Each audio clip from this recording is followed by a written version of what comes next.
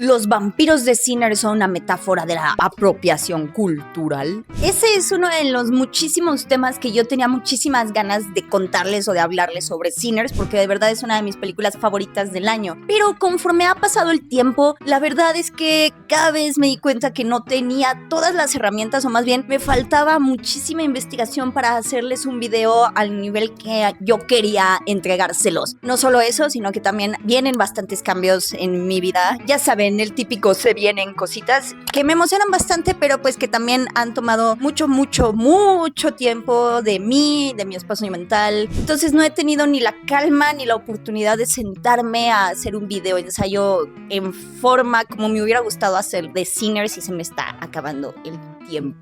Pero también hubieron varias películas y estrenos que me hicieron pensar más allá de Sinners, o más bien por qué Sinners de verdad estaba resonando no solo conmigo, sino con tantas personas, que creo que va más allá de cualquier análisis intelectual que yo les pueda brindar. Sé que parece muy extraño que películas como Destino Final o Karate Kid o incluso Thunderbolts entren en este tipo de análisis tan sesudos, pero les tengo que confesar que efectivamente esas fueron las películas que fueron dando otro tipo de inspiraciones para hacer este video y hablarles tanto de Sinners como de estas otras películas, porque yo en mi cabeza siento que algo que tienen en común tanto Sinners como Destino Final 5 como Thunderbolts es que utilizan el entretenimiento masivo que usualmente pasa desapercibido o que es considerado así de que, ya saben, cine blockbuster, comercial, mero entretenimiento, pero trascienden sus historias y pueden llegar a impactar a generaciones que eventualmente crecen con tal vez un entendimiento subconsciente o inconsciente de lo que significó para ellos estas películas, pero que después se vuelven como la punta de lanza para que estas figuras o estas nuevas generaciones empiecen a crear arte que se sienta distinto y que se sienta honesto. Entonces, acompáñenme, que de eso es lo que les quiero hablar, sobre en qué momento el entretenimiento comercial pasa o trasciende esas barreras que nosotros vemos como de, sí, arte que nada más sirve para entretener y apagar el cerebro, y se convierten en algo más, al punto en el que pueden hacerse hitos históricos, como ha pasado con cineastas como Christopher Nolan o con cintas como Everything Everywhere All at Once o incluso El Winter Soldier. Cuando apenas salió Sinners, yo tenía muchísimas ganas de defenderla porque creo que es una película divisiva. Muchas personas me decían que no la entendieron bien, que se aburrieron o que había como muchos chistes locales o que simplemente la historia estaba como por todos lados. Y es que había personas que esperaban que trataran como de estos mitos, ya saben, tipo Robert Johnson, de estos artistas afrodescendientes que supuestamente le vendieron el alma al diablo. Pero había otras personas que pensaban más bien que iba a tratar de brujas y vampiros. Y al final como que sí trata de eso, pero también trata de muchas otras cosas. Y creo que una de las claves para entender esta película es hablar de las leyes de Jim Crow. Y también tenemos que entender que Sinners es más bien una ficción histórica, no tanto una mera ficción de fantasía. ¿Cuál es la diferencia entre ficción histórica y una película de ficción como tal? Que las películas de ficción usualmente responden a sus propias reglas, o sea, las reglas estipuladas por las personas que crearon esta película, esta historia, tipo From Dusk Till Dawn de Quentin Tarantino, que muchas personas han comparado precisamente Sinners con esta película. Pero por ejemplo, From Dusk Till Dawn trata la historia de dos asesinos o dos gangsters maleantes que de repente se topan con un bar lleno de vampiros mexicanos. Es muy divertida la película, definitivamente Ryan Coogler se inspiró bastante en From Dusk Till Dawn para crear no nada más como el feeling visual, sino también como la mera idea, ¿no? De dos personas, o en este caso un grupo de personas, entran a un bar y de repente llegan los vampiros. Aunque si se fijan en Sinners como que revierte o invierte la idea. En este caso el bar está lleno de personas afrodescendientes, o bueno, no nada más personas afrodescendientes, porque también está la Mary de Hailee Steinfeld y también está la familia Cho, que no necesariamente son afrodescendientes. La familia Cho es china y Mary es un octavo negra nada más. Pero son los vampiros blancos quienes intentan entrar. No es que dos blancos entren en un bar lleno de vampiros mexicanos. Esto va a tener sentido al rato, espérenme tantito, se los juro. Pero el punto ahorita es que From Dusk Till Dawn pues es una historia historia que hizo Quentin Tarantino de su mente junto con Robert Rodríguez, crearon el guión y más bien pues intentaron hacer una historia original y ya. Sinners en realidad toma un montón de conceptos o toma un montón de preceptos e ideas históricas que sí ocurrieron, como las leyes de Jim Crow, que fueron las leyes que se estipularon después de que los esclavos fueron liberados y que ya legalmente no había esclavitud en Estados Unidos. Y con base en el contexto histórico real de lo que se vivía o cómo vivían las comunidades afrodescendientes en esa era, entonces Ryan Coogler se dispuso a crear a sus personajes completamente originales y se dispuso a crear también la historia de Sinners. En uno todo sale 100% de la mente, la inspiración o las ideas que tenían ciertos artistas como Quentin Tarantino. En la otra, Ryan Coogler primero hizo una investigación histórica que se siente de verdad súper densa, súper profunda y después comenzó a construir la historia ficticia que quería contar. ¿Saben qué otros buenos ejemplos hay? La saga de Game of Thrones, que por ejemplo George R. R. Martin tomó algunas inspiraciones de algunos elementos de la historia del medievo, de las familias medievales, para construir una historia completamente original de fantasía. Contra The Once and Future King, la saga escrita por T.H. White, que de nuevo utiliza una investigación sumamente profunda de esa época para después tratar de reimaginar o reinterpretar el mito del rey Arturo. ¿Y por qué les estoy contando todo esto? Porque les quería decir que Sinners es una película sumamente compleja, en donde Ryan Coogler sí quería decir algo bastante específico y utilizó todos sus elementos a su disposición para poder hacer una tesis sobre por qué la apropiación cultural es un mal a veces necesario, pero no tan malo. O no necesariamente tan malo. Y es que para mí los vampiros representan precisamente tanto el atractivo como los peligros de la apropiación cultural. Y es que en los 30, en la época en donde está situada la película, las comunidades irlandesas de Estados Unidos estaban sufriendo muchísimo. Eran una comunidad que en ese momento sufría grandes debacles económicas y que de alguna manera salieron victoriosos. Y de hecho la cultura irlandesa ha impregnado o ha sido una cultura que de verdad se ha metido en el tejido social estadounidense. El mismo Ryan Coogler ha dicho que ama la cultura irlandesa, que su primer nombre es irlandés, que sus hijos aman también la cultura irlandesa. Joe Biden tuvo ascendencia irlandesa y en general como que la cultura irlandesa es una cultura bastante dominante en Estados Unidos. Tan dominante que se nos puede olvidar que la comunidad irlandesa comenzó como migrantes buscando un mejor lugar en Estados Unidos. Por eso es muy simbólico que el villano de cine sea irlandés y que la música o las cosas paganas que están ahí bailando los vampiros cuando los vemos en la noche también estaban pasándosela bastante bien, eran precisamente canciones irlandesas que hablaban sobre cómo al final de cuentas su tierra también fue despojada de sus costumbres, de las personas y que también fue sometida. Pero pues se le está pasando bastante bien esos vampiros. De hecho esos vampiros son bastante kumbaya y van ahí de que ay no, es que antes el Ku Klux Klan los iba a matar, pero ya los reformamos a estos sujetos y demás. Me llama mucho también la atención que este sujeto, o sea el vampiro líder, tenga como esta necesidad de compartir las historias y también de hacer suyas las historias, principalmente de Sammy, quien conocemos que es el que tiene el don musical de la familia de Smokey Stack y quien aparentemente al principio de la película parecía que era quien iba a venderle su alma al diablo, pero no. Me gustó mucho que Sinners fuera más allá del mito de los músicos que le venden su alma al diablo, porque este mito la verdad es que es un poco racista.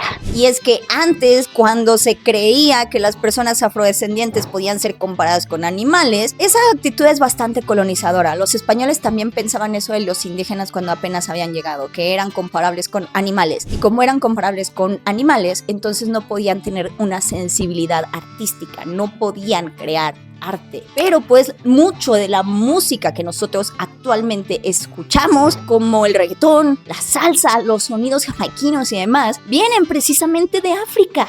Entonces como que todas las claves de Sinners están construyéndote una historia que habla sobre cómo la evolución de la cultura o la evolución de la humanidad está arraigada un poco no solo en el sometimiento de las sociedades, sino también en la apropiación de ciertos códigos culturales. Y eso no necesariamente es malo. Stack y Mary al final de cuentas se convierten en vampiros y viven bastante bien. Viven lo suficiente para llegar a los 90, en el momento en el que la cultura afrodescendiente se puede decir que es la cultura dominante, al menos en términos de cultura pop. Y Sammy representa a esta persona virtuosa que de verdad tiene ese poder mágico de la música, de transmitir a través de su arte una verdad que va muchísimo más allá.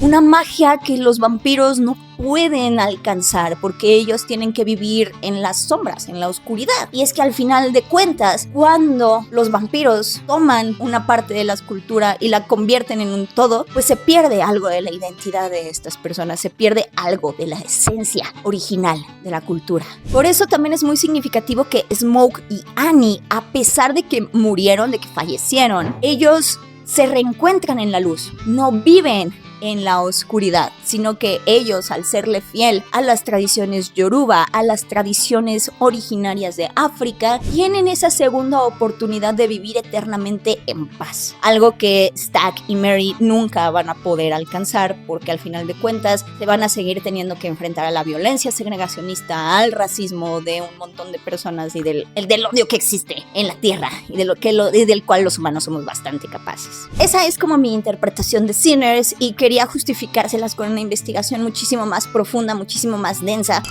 No la necesito, no la necesito, definitivamente no la necesito. Pero ahorita les voy a contar qué es lo que estaba haciendo que hizo que mi rutina hiciera como y no pudiera hacerles como el video que yo quería hacerles. Pero una de las razones es porque no esperaba que la nueva película de Destino Final me causara tanta nostalgia de la niñez. Y eso me puso a pensar que sí, yo podía hacer un análisis súper sesudo de Sinners, pero antes que nada, a mí me enamoró Sinners por esa escena de la música en donde empieza a cantar Sammy y empieza a mezclarse el futuro, el presente, el pasado, de todas las culturas que estaban ahí, porque hasta ahí como que kabukis y hasta ahí como que danzas regionales chinas están presentes. Pero después porque me obsesioné tratando de verla en todos los formatos posibles porque me parecía hermosísima de ver y porque de verdad me la estaba pasando muy bien. Amé a cada uno de los personajes, me identifiqué un montón, un poquito con Stack, un poquito con el vampiro principal. De verdad quería saber qué era lo que pasaba. Creo que la magia más especial que tiene el cine es esta habilidad de que a través del entretenimiento te causa un shock o te causa una impresión tan fuerte que se puede quedar años contigo. E incluso puede definir tu personalidad, las cosas que te gustan, lo que decides, a lo que decides dedicarte. Y eso fue algo que yo sentí con Destino Final 5, y es que me inspiró a echarme un maratón así en Max de las películas de Destino Final, e hizo que recordara mi vida en Fresnillo. O sea, de verdad tenía como ese recuerdo bloqueado de que mis primos me llevaban al único cine de Fresnillo, que era un cine así todo rascuacho, en donde era como permanencia voluntaria, pero porque nadie te estaba vigilando ni nada, y te dejaban entrar a pesar de que tuvieras como 8 o 9 años a una película como Destino Final, que claramente era clasificación C y había un montón de muertes explícitas y yo no debía estarla viendo, pero lo estaba viendo. Para mí, Destino Final tiene toda esta connotación de lo prohibido. Eran las primeras veces que de verdad desafiaba las órdenes de mi mamá, porque mi mamá decía, tú no vas a ver ese tipo de películas. Recuerdo la emoción que me daba que mis primos pasaban por mí para llevarme a ver esas películas, y de repente cuando veo la quinta parte de Destino Final, que está bastante buena, está bastante divertida, me di cuenta que las películas de Destino Final también tienen una filosofía bastante peculiar que de cierta manera me ha perseguido durante toda mi vida, y es este nihilismo de todos vamos a morir. Tengo miedo. Y no solamente eso, sino que creo que las películas de Destino Final me ayudaron a entender que a veces la vida y la muerte son cosas muy irónicas. Uno nunca sabe cómo se va a morir, uno nunca sabe qué es lo que va a pasar al siguiente día de su vida, y a veces las cosas simplemente parecen no tener una explicación racional, ¿saben? Simplemente suceden. Esa filosofía tan irónica, tan nihilista, que es una fuente de comicidad, o bueno, que es una herramienta cómica que definitivamente explotan a la perfección en la saga de Destino Final, siento que se ha convertido poco a poco en una filosofía de vida que yo he seguido. Y mientras he también leído a filósofos como Kierkegaard, o como Camus, o como Nietzsche, y he estado analizando la onda del nihilismo positivo, de esta idea de pues al final nada importa, ¿no? Porque pues al final siempre puedes estar manejando detrás de un camión de troncos y los troncos pueden estar mal amarrados, y si alguien vio Destino Final 2 sabe perfectamente a lo que me estoy refiriendo. Pero el punto es que a través del entretenimiento e incluso a través de esa nostalgia tan particular, bueno, no tan particular, ¿no? Porque yo sé que miles de millones de niños tuvieron experiencias similares. Si no fue con Destino Final, fue con otras películas. Pero esta experiencia tan particular que yo tuve con Destino Final me llevó o me acercó de manera inconsciente, yo creo que me atrajo a ese rubro o a esa rama de filosofía. Pero pues ciertamente no me atrajo gracias a sus sesudos experimentos o a su sesuda representación de esta filosofía. Me atrajo porque me divertían un montón las películas de Destino Final. Todavía me divierten un montón las películas de Destino Final. Y la quinta les puedo decir que tiene unas cosas que me hacen reír mucho. Y para varias personas también es bastante morboso que yo me ría de gente muriendo. Y es cierto, no debería pasar. Pero pues también es el género y es la forma en la que he crecido con ese tipo de películas las que me hacen reaccionar de cierta manera. Y eso fue lo que me hizo pensar que la magia de Sinners va mucho más allá de ser un rompecabezas súper sesudo, que nos invita de verdad desmenuzarlo y tratar de descubrir cuáles son sus mensajes. Y primerísimo lugar, es una historia blockbuster hiper original que de verdad te jala, de verdad te atrae hacia su historia, hacia sus personajes. Es una película que definitivamente puede inspirar a gente joven a crear, a hacer arte por sí mismo. Y siento que eso es algo muy difícil de lograr. Es algo que de verdad solamente han logrado cineastas como Christopher Nolan, por ejemplo, o películas como The Winter Soldier, que creo que es una película que se ha convertido en un punto de partida para una generación que quiere hacer cine y que puede ver dentro de los códigos de superhéroes o el género de superhéroes también los códigos de un buen thriller o de una buena película de espías. Y a veces yo, como me encanta racionalizar y como me encanta pensar las cosas, suelo olvidar que primero una de las cosas que hace bien una película es que hace que rompas por completo con este sentido de que lo que estoy viendo es mero entretenimiento y de repente se convierta en algo que tú quieras seguir discutiendo, debatiendo, investigando, algo que quieres que siga siendo parte de tu vida de alguna manera. Wonka dijo, gócenlo. O sea, siento que de repente esta película se va a convertir en un caso de estudio, de escuela, que muchas personas van a estar analizando y estudiando de diferentes maneras, tanto técnica como histórica, como de creación de guión, como de actuación. E incluso un caso de estudio sobre el estado de la industria de manera económica en Hollywood. Pero primero que nada, te causó una reacción muy fuerte en el cine que hizo que te gustara. Y eso a mí también me pasa con muchísimas películas, con muchísimas cosas. Y siento que, por ejemplo, es una de las razones por las que nos estamos tomando a Thunderbolts en serio. Es una gran película, pero parte de lo que la hace tan especial es que sí captura una verdad o una ansiedad que estamos viviendo muchas personas actualmente y que sí está definiendo también a las generaciones jóvenes que están empezando a entrar a la fuerza laboral. Yelena está frustrada con su trabajo, se siente estancadísima y además está deprimidísima. Y Sentry, The Boy, el hecho de que sea un adicto a las metanfetaminas en recuperación, que realmente también esté súper deprimido con una historia tan complicada, como que te está cimentando una historia sobre un dude que no sabemos si tiene la capacidad mental y emocional de lidiar con tanto poder y tanta atención. Y esos ya son como temas que siento que resuenan con la audiencia, pero que primero te los presentan en una historia que es sumamente original y divertida, y que además se toma tan en serio que dentro de su arco narrativo te va jalando hacia esas ideas, pero a través de la identificación o a través de que nosotros podamos vernos reflejados en Yelena o en Sentry. O también creo que algo que hace bastante bien Thunderbolts es también mostrar las ideas de nuestros arrepentimientos pasados, de cómo nosotros podemos ser malas personas o podemos tener malas actitudes, pero de todas maneras tenemos ciertos arrepentimientos, como John Walker, cuya familia lo dejó porque pues qué bueno que lo dejaron porque es un ser súper tóxico, pero pues ya estamos abriendo a esta puerta para que veamos otra faceta de él. No todo es blanco y negro como usualmente nos lo quieren presentar en las historias de superhéroes. Hay matices